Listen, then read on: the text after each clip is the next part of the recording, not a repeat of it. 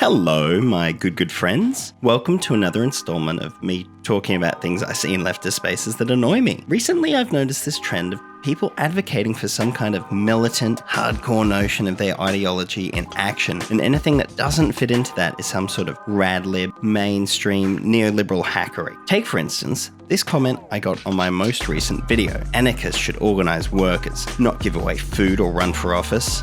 Seems like a pretty weird take, right? Also, YouTuber PhilosophyTube has recently come out as trans, as I'm sure you're probably aware, and upon seeing this interview she'd done with the BBC, one of the comments was, not like they're COINTELPRO or anything like that, but if they're so non-threatening as to be platformed by these objectively evil entities, then perhaps they shouldn't be heralded as the thought leaders we're so inclined to make them out to be. Finally, there's the constantly dehumanizing language used when referring to those in power, those with money, or sometimes merely those with differing beliefs, even those on the left. I won't read out any here, but if you've spent any time at all in online lefty spaces, I'm sure you've seen this. So these comments, along with others like them, seem to be idealizing a notion of a left as tough and strong and militant and dangerous. But is that what the left represents? For me, I see the left as normal. It's the side that values the individual, even if they don't fit into the rest of the society, that values the family by ensuring that living conditions are appropriate, that values the community by ensuring that it's safe from outside exploitation through solidarity and mutual aid.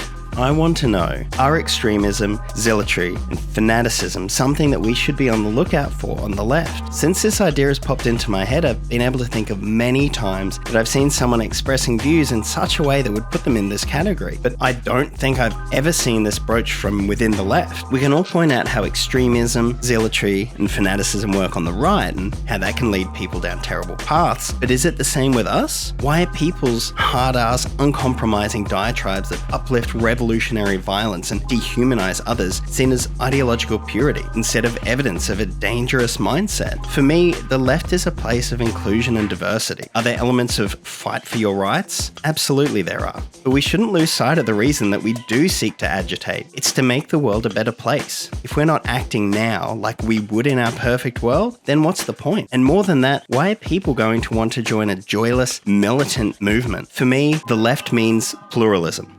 It means inclusion, diversity, appreciation, compassion, understanding, empathy, and above all, the prospect of a life with dignity and respect for everyone. What we don't need is a movement of Tyler Durdens with hammer and sickle tattoos, marginalising and freezing out those who would benefit most from our ideals but don't want to take on a revolutionary identity.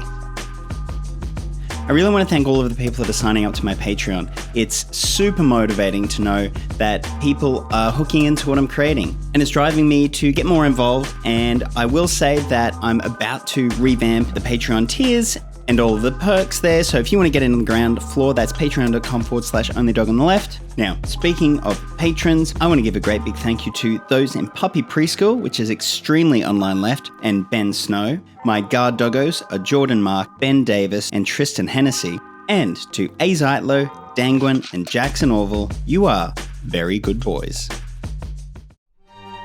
They're based on feelings, not facts. I'm not your gender studies professor who has to cater to your trigger warning, microaggression, safe space bullshit. Most women are happier at home. Clean up your room. Organize your local landscape. Schedule your time. And I have to say that my brain is still in recovery mode from taking in so many high-level important ideas.